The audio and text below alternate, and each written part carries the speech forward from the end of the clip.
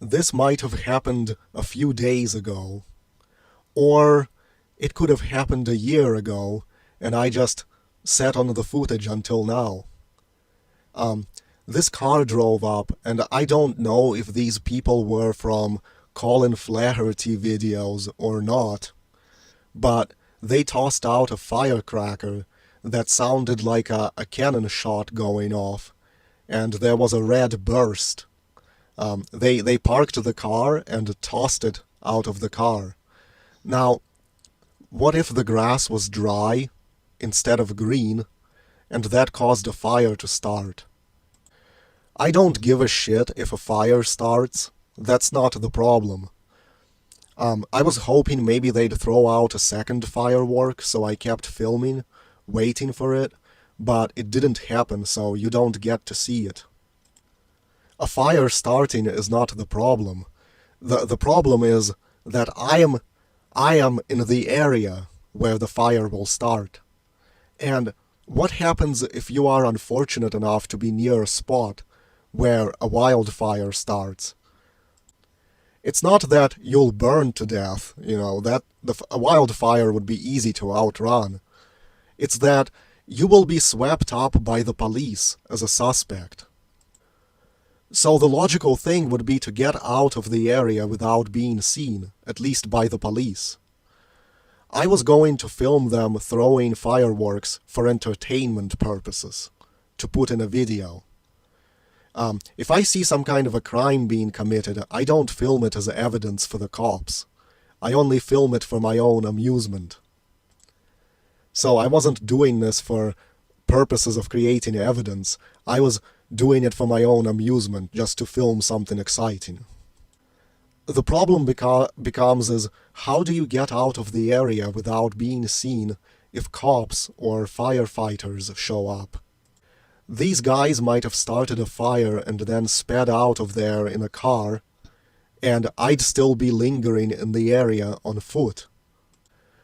Another thing is, despite having a phone, I wouldn't call the police. I would not dial 911 and be like, "I'm on the scene, I just witnessed these guys in a gray car start a fire." I'm not that kind of person. I got myriad mental illness-related reasons not to engage the police, even if it is to report a crime. I've sworn off police.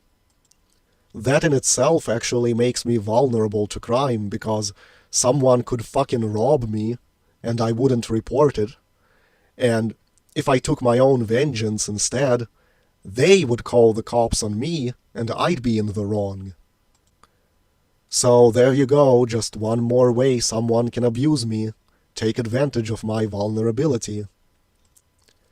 Thing is, let's say you are living your life like Repairman Jack. In his situation, you just want to leave the scene of trouble. Just leave the scene of trouble, that's it. You're living like Repairman Jack. You can't just be talking to cops, having them get your contact information, be treated like a suspect. So you just want to get away from the wildfire, and you don't care who started it. Forget the cops, forget who started it, you just want to leave. And I couldn't blame the perps for causing the trouble, because they were driven mad by the tribe that is behind the New World Order. And so they needed to channel that insanity somewhere, so they played with firecrackers. But the problem is the area is so open that it might be hard to leave the area unseen. If I try to hurry home, well, if I walk into a certain part of the area, I already explained about those high-zoom cameras they put up to overlook the area. That way they might use the cameras to pick me out, hurrying away from the scene. Imagine cops confront you as one of the people escaping the scene of a wildfire, and you try to tell them it was someone else, and they're like, "You have a phone?" "Yeah." "Why didn't you immediately dial 911 and report what you saw?" "Well, it's because I'm mentally ill and I don't give a shit about society." Yeah, how is that going to look? Oh, you are mentally ill and you don't give a shit about society, but it wasn't you that set the fire? Oh, really? You see the shit I have to fucking deal with from this world? I could be living in a place where I don't have to think about wildfires. But the tribe behind the New World Order has made that impossible. Here we have people dumping some kind of trash. I forgot to look at what it was. This is right next to signs that warn you that you can get a $1,000 fine for illegal dumping. And here I am filming them do it. Ask yourself, are they super unlucky that a guy with a high zoom camcorder happens to be nearby and films them illegally dumping? Or are they instead lucky that the guy with a high zoom camcorder only records this for his own amusement? How many strangers have ended up with their faces recorded in my YouTube videos to be viewed by other strangers on the internet, and they don't even know and can't do anything about it? It's like I'm in the world, but not of it. I just look at things, but I don't get involved. The tribe behind the New World Order has forced me into an uninvolved existence. And because I don't give a fuck about society, and hate everything about government, and that's attached to government. I'm sure there are strangers around me that are frightened by the infectious virus psyop, while I just look at it as NWO theatrics and not real. Yet, these same people are not frightened by the things they should be frightened by, and they either ignore those things or ridicule them as conspiracy theories. Why did the tribe behind the New World Order put me in a situation where I have to care about these fires? And I don't mean actually about, care about the fires burning everything down, but the fucking law enforcement that they will summon to the area. You walk to the store, but then a fire starts in the area where you live, and they close off the area, and then you can't walk back home because they closed off the area. So what do? The person could have been living in a forest among the trees, so you can be hidden by the trees. You could sneak by through the trees. Getting back to the illegal dumping, if back in like 2007, 2008, if we illegally dumped as well instead of paying to go to the dump, because the dump costs money, that money we spent on the dump several times back in like 2007, 2008, 2009, I could have used that money to buy myself new shoes right now. You see how the tribe behind the New World Order puts you in this situation where it's like, do I pay for the use of a dump, or do I buy my kids new shoes? But if you get caught illegally dumping, then it's a $1,000 fine. But why do that? Why put people between a rock and a hard place and make them take risks like that? This situation where I am basically filming evidence, and yet because of what I am, I'm not using the video footage to get them in trouble. It's like Dexter, when Dexter finally gets caught by a witness killing somebody, and it's like, oh, he's fucked. Someone has seen him, he's gonna be busted now.